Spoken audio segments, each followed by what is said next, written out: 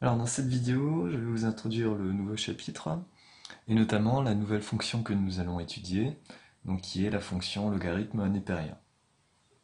Donc nous allons tout d'abord voir dans une première partie la définition de cette fonction. Ensuite, nous verrons des propriétés de calcul donc concernant cette fonction. Dans la troisième partie, nous verrons l'étude de cette fonction en elle-même, donc dérivée, variation, etc. Et dans les parties 4 et 5, nous nous intéresserons donc aux limites que cette fonction admet en ses bornes et à la dérivée de ln de u, où u est une fonction positive. Donc ces deux dernières parties concernent uniquement donc, les classes de terminal S. Donc tout d'abord, pour la définition de cette fonction, nous aurons besoin de rappeler 2-3 choses sur la fonction exponentielle tout d'abord. Donc rappelons la courbe représentative de la fonction exponentielle, donc qui a cette allure.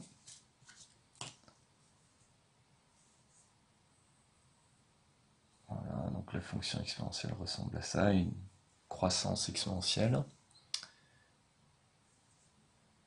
Donc la fonction exponentielle est strictement croissante, elle est définie sur R, en 0 elle vaut 1, donc exponentielle de 0 vaut 1. Exponentielle de x tend vers 0 lorsque x tend vers moins l'infini, et tend vers plus l'infini lorsque x tend vers plus l'infini. Alors, on va maintenant s'intéresser, pour introduire la fonction logarithme, à l'équation exponentielle de x égale à a, où a est un réel strictement positif posé au départ. Ça peut être 2, 3, 0,1, etc. Alors, cette équation admet une unique solution sur l'intervalle, donc sur R. Pourquoi? Eh bien, vous voyez bien que si je choisis n'importe quel nombre a strictement positif, donc au-dessus de l'axe des abscisses, d'après le théorème des valeurs intermédiaires, il existera donc une solution qu'on note usuellement alpha, vérifiant donc l'égalité exponentielle de alpha, donc égale à petit a. Et ce nombre alpha, donc on vient de démontrer qu'il existe et qu'il est unique, la fonction exponentielle est continue, strictement croissante sur R, la limite en moins l'infini vaut 0, la limite en plus l'infini vaut plus l'infini. Donc peu importe le nombre a que je choisis, cette équation aura toujours une seule solution. Donc ce nombre alpha dépend du nombre petit a choisi au départ, et ce nombre alpha sera noté ln de a. Donc ln pour logarithme népérien.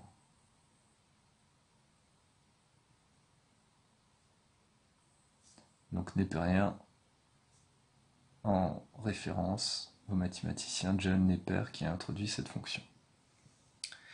Donc si on remplace alpha par ln de a dans cette égalité, on obtient en fait que exponentielle de ln de a est égale à petit a. Donc voici comment on introduit la fonction logarithme. Donc on a introduit la fonction logarithme et on a en même temps une première égalité qu'on reverra dans les propriétés. Donc cette fonction logarithme, donc ln de a, comme vous le voyez, n'existe que si a est strictement positif. Si on prend un nombre a strictement négatif, il n'y a pas de solution à cette équation. Donc ceci nous donne déjà l'ensemble des définitions de cette fonction. La fonction logarithme est définie sur 0 plus l'infini, 0 exclu. Donc ça c'est la première chose qu'on découvre. Donc tout d'abord la définition de la fonction logarithme et son ensemble de définitions, donc 0 plus l'infini, ainsi que cette première égalité vérifiée pour tout réel a strictement positif. Donc une fois qu'on a vu ça, dans la partie grand 2, on a quelques propriétés de calcul que je ne vais pas détailler dans cette introduction, mais la première est la suivante. On aura tout d'abord que pour tout réel x, strictement positif, donc je change de notation, je passe de A à x, exponentielle de ln de x sera égale à x. Une autre propriété également très importante que l'on verra, c'est que pour taux réel x, donc cette fois-ci sans condition de signe, on aura que ln de exponentielle de x sera aussi égal à x. Et on verra d'autres propriétés de calcul. Nous passerons ensuite à l'étude de la fonction en elle-même.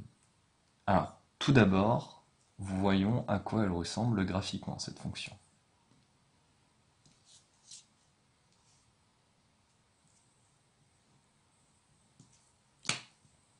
Alors sur ce même graphique, je vais tracer la courbe de la fonction exponentielle, déjà tracée précédemment.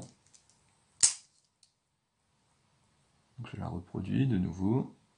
Donc ici, la fonction exponentielle qui vaut 0, enfin qui vaut 1, pardon, 0. Je vais également tracer la droite de l'équation y égale à x. Donc mon graphique n'admet pas la même unité en abscisse et en ordonnée ici.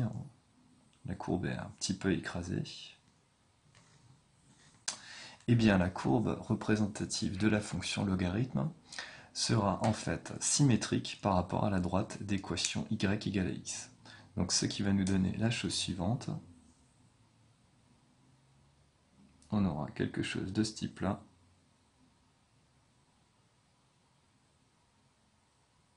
Voilà, donc cette courbe en rouge sera la courbe représentative de la fonction logarithme.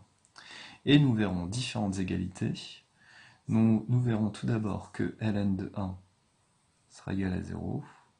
Et nous verrons également que ln de e sera égal à 1. Donc voici pour la courbe représentative, et puis maintenant on peut décrire ces variations avec cette courbe. Donc ce qui nous permettra d'obtenir le tableau de variation de cette fonction, donc il faudra bien retenir. Bon, on le retient avec en visualisant la courbe.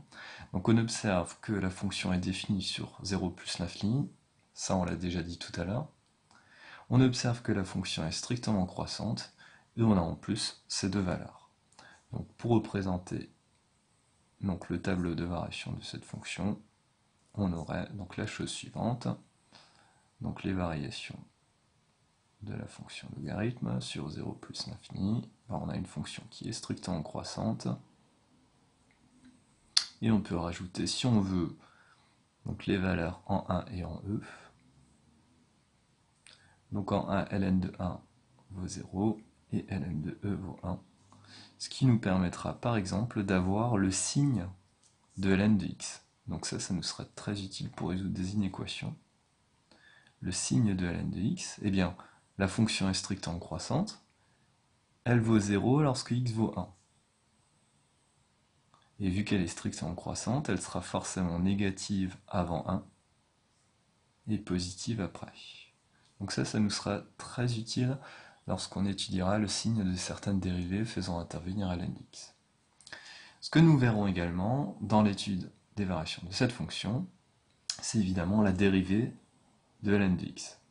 Nous verrons que la dérivée de ln de x vaut 1 sur x. Donc ce sera une nouvelle dérivée à retenir.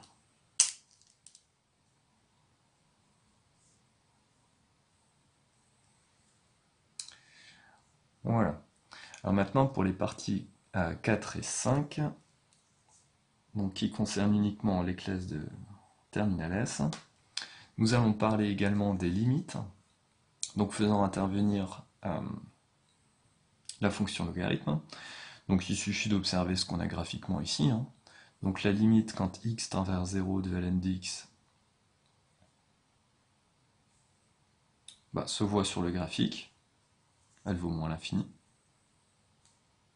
Et la limite quand x tend vers plus l'infini de ln de x, alors là mon dessin n'est peut-être pas super bien fait, on a l'impression que ça tendrait vers une valeur, mais en fait non, ça va tendre vers plus l'infini, mais de manière très, très lente en fait.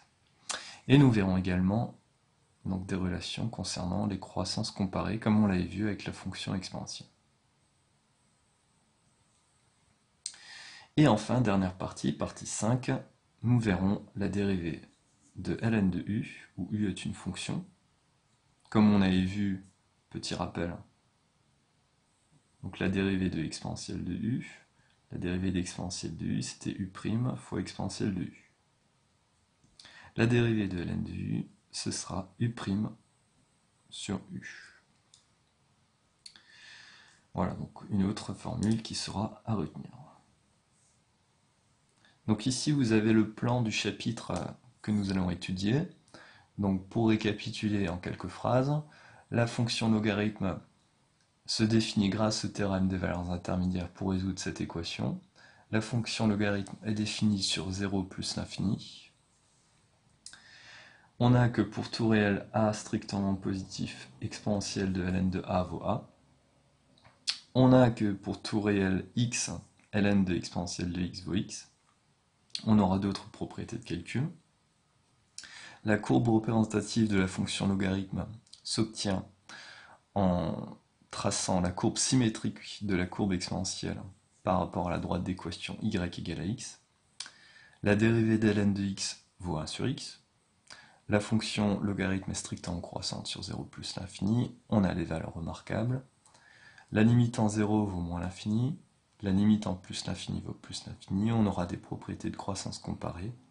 Et enfin, pour étudier des fonctions un peu plus élaborées, la dérivée de ln de u vaut u' sur u. Donc voilà pour le plan de ce chapitre.